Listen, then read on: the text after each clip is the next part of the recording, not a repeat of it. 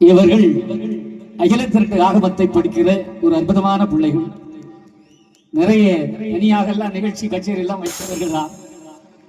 இவர் பாராயணம் பண்ணினால் நம்முடைய எதிர்காலத்தில் சிவச்சந்திரன் தான் வைகுண்ட சாமி கடவுள். அவர் மனிதன் அல்ல, அவர் மனிதனாக வரவில்லை, யாருக்கும் மனித உருவத்தை காட்டவில்லை, பொய்யான மாயையான தோற்றத்தை காட்டிய இறைவன். அவன் சாகவில்லை, அவன் குணமாகவில்லை, அவன் சமாதியாகவில்லை. இறைவன் எங்கடா சமாதியாக, அவனுக்கு எங்கடா சமாதி கட்ட முடியும்? அந்த உணர்வோடு அகிலத்திற்கு சொன்னதை ஓங்காரமாக இத்தனை மேடைகளிலும் பாடினேனே.